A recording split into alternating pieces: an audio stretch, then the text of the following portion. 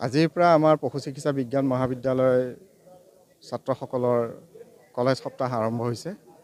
এই কলেজ সপ্তাহত আজিৰ মুখ্য আৰম্ভণি অনুষ্ঠানত মুখ্য অতিথি হিচাপে নিমন্ত্ৰণ কৰি আনিছিলোঁ শ্ৰী মনীষ ঠাকুৰ ডাঙৰীয়া। তেখেত অসম চৰকাৰৰ মুখ্য সচিব আৰু আয়ুক্ত পশুপালন আৰু পশু চিকিৎসা বিভাগৰ। আৰু আমি সন্মানীয় অতিথি হিচাপে নিমন্ত্ৰণ কৰি আনিছিলোঁ শ্ৰীযুত প্ৰণয় বৰদলৈ, যাক সকলোৱে জানে। তেখেত NETV consulting editor and also' সমাজসেৱা আৰু তেখেতৰ পৰ্বতাৰোহণৰ কাৰণে তেখেত বিখ্যাত। আমাৰ এই 4দিনীয়া কাৰ্যসূচীত আমি খেলা ধূলাৰ পৰা আৰম্ভ কৰি গান, নাচ আৰু বক্তৃতা প্ৰতিযোগিতালৈকে সকলোখিনি আমি সামৰি লৈছোঁ। আৰু এই অনুষ্ঠানৰ যোগেদি আমি ছাত্ৰ ছাত্ৰীসকলৰ তৰফৰ পৰা তেখেতসকলৰ যিটো সুপ্ত প্ৰতিভা, সেই প্ৰতিভাটো বিকশিত কৰিবৰ কাৰণে প্ৰচেষ্টা অব্যাহত ৰাখিছোঁ। আমাৰ এই 4দিনীয়া কলেজ সপ্তাহৰ পৰা আমি যিসকলে বিশেষ পাৰদৰ্শিতা দেখাব পাৰে তেখেতসকলক আমি চিনাক্ত কৰি আমাৰ আন্তঃ মহাবিদ্যালয় যিখন সমাৰোহ হয় তালৈ আমি পঠিয়াওঁ।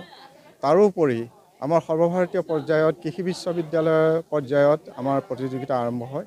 সেই প্ৰতিযোগিতালৈ আমাৰ এই ইয়াৰ পৰা গৈ যিসকলে আন্তঃ মহাবিদ্যালয় খেলে, আন্তঃ মহাবিদ্যালয়ত যিসকলে বিশেষ পাৰদৰ্শিতা দেখাব পাৰে সেইসকলক আমি সৰ্বভাৰতীয় পৰ্যায়ত যি আন্তঃ কৃষি বিশ্ববিদ্যালয় খেল সমাৰোহ হয় তালৈ পঠাওঁ। আৰু আমাৰ ছাত্ৰ ছাত্ৰীসকলে তালৈ গৈ বিশেষভাৱে পাৰদৰ্শিতা লাভ কৰিছে। আৰু আমাৰ বিশেষকৈ যিটো ঘোঁৰাৰ প্ৰদৰ্শনী, ঘোঁৰাৰ সেই প্ৰদৰ্শনীটো আমাৰ এই মহাবিদ্যালয়ে এককভাৱে আছে আৰু আমাৰ মহাবিদ্যালয় সেইবাবে বিখ্যাত। আৰু আপোনালোকে জানে যে প্ৰতি বছৰে ভাৰতৰ গণতন্ত্ৰ দিৱসত 26 জানুৱাৰী গণতন্ত্ৰ দিৱসত দিল্লীত যিটো পেৰেড হয়, আমাৰ ইয়াৰ পৰা ছাত্ৰসকলে গৈ তাত অংশগ্ৰহণ কৰে। আৰু আজি আমাৰ ঘোঁৰাৰ প্ৰদৰ্শনী দেখুৱালোঁ।